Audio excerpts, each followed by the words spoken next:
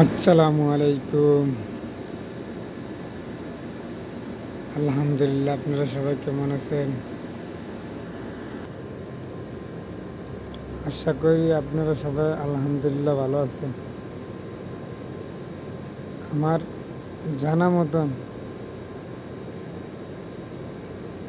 মানুষ মানুষকে কতজনকে কিভাবে কিভাবে ঠকাইছে। একজন কর্মচারী, একজন মালিক পক্ষ, সে একজন কর্মচারী ঠকানোর জন্য সেই মালিক পক্ষ পাগল হয়ে যায়। আর একজন কর্মচারী কারণ কিভাবে তার ঠকানোর জন্য পাগল হয়ে যায় গিয়ে, মালিক পক্ষ কিভাবে ঠকানোর জন্য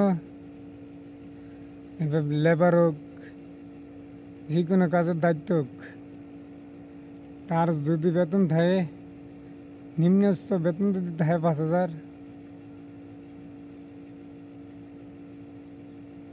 তার নিম্নস্থ বেতন 5,000, তার এই কৈফত, এই সমস্যা সেই সমস্যা দেখাইয়া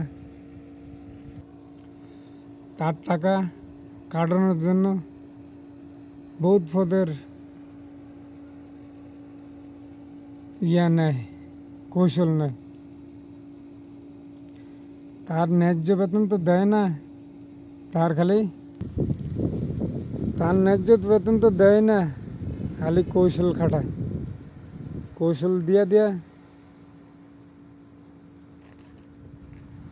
তুই হেরে দেশ কয় টাকায়, তুই আবার এনতিকা কাটটা হালাস, এই সমস্যা সেই সমস্যা দেয়া।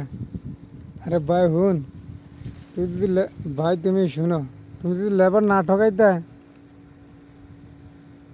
আজকাল পৃথিবীতে যদি লেবার তুমি না ঠকাইতাম, তুমি যদি ওয়াকার না ঠকাইতা, তুমি যদি লেবার না ঠকাইতা, যদি পরিপূর্ণ লেবারের হক দিতা, তুমি মনে করতা কি তোমার মনে হয় এই সম্পদ হইতো না? আর আমরা ছোটোর থেকে শুনে আইছি যে হক হালালভাবে ব্যবসা করে, তার ব্যবসার জন্য আল্লাহ সাহায্য করে। আর এখন দেখি কি, যে কোনো কাজে লেবারকে ঠকানোর লিগে প্রস্তুত দেওয়া যায়। কারণ লেবারের যদি না ঠকায়, সে যদি লেবারের না ঠকায়, লেবারকে যদি সে না ঠকায়, মনে করে কি সেই ফকিরিয়া দেবে গিয়া, সে সম্পত্তির মালিক হইতে পারবো না।